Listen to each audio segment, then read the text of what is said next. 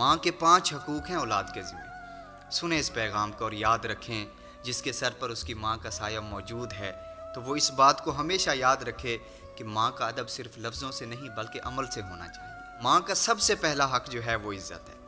याद रखें, माँ के सामने ऊंची आवाज़ में बात करना, माँ के सामने गुस्से से बात करना, माँ के सामने बदतमीज़ी के साथ बात करना, इसका मतलब ये है कि आपने अपनी दुनिया और आखिरत दोनों ख़राब कर ली।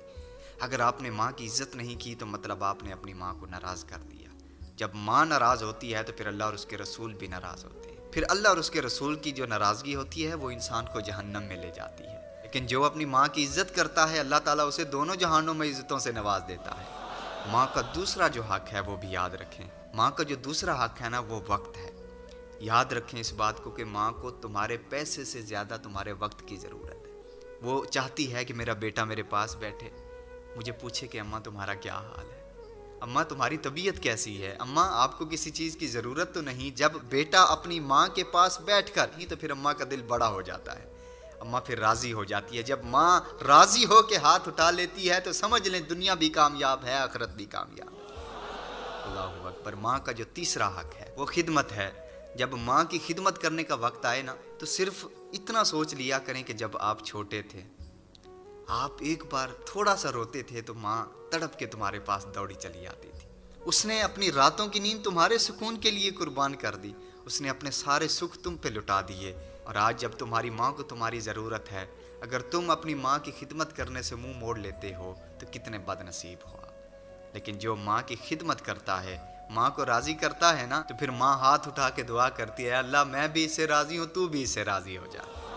अल्लाहु अकबर। माँ का चौथा हक़ भी याद रखें। माँ का चौथा हक़ जो है वो है दुआ लेना। जब आप अपनी माँ की खिदमत करते हैं, अदब एहतराम करते हैं, अपनी माँ को राज़ी करते हैं तो माँ दुआ देती है। याद रखें, दुआएं तकदीरें बदल देती हैं, दुआएं ज़िंदगी बदल देती हैं। खुदा न खास्ता कहीं ऐसा हो कि माँ ने बद दुआ कर दी तो इंसान फिर ना दुनिया का रहता है ना आखिरत का रहता है। वो दुनिया में भी जलील है, वो आखिरत में भी जलील है। इसलिए कोशिश करें कि माँ को राज़ी करें और माँ की दुआएं लें। और फिर 5वां हक़ माँ का जो अपनी औलाद पर है वो है सब्र। याद रखना, अगर माँ जज्बात में आकर तुमसे कभी कोई सख्त जुमला बोल देना तो सब्र कर लेना, कभी गुस्से में बात कर ले तो सब्र कर लेना, इसलिए कि वो तुम्हारी माँ है, वो अपनी औलाद पे अपना हक़ जताती है। और फिर ये बात भी याद रखें कि उसके गुस्से में भी तुम्हारे लिए भलाई छुपी होती है। इसलिए कभी भी माँ जब गुस्सा करे, आप पर कोई भी सख्त जुमला बोले तो कभी भी ये ना बोलना कि अम्मा क्यों गुस्सा कर रही हो, बल्कि सब्र कर लेना, क्योंकि सब्र करने वाला कामयाब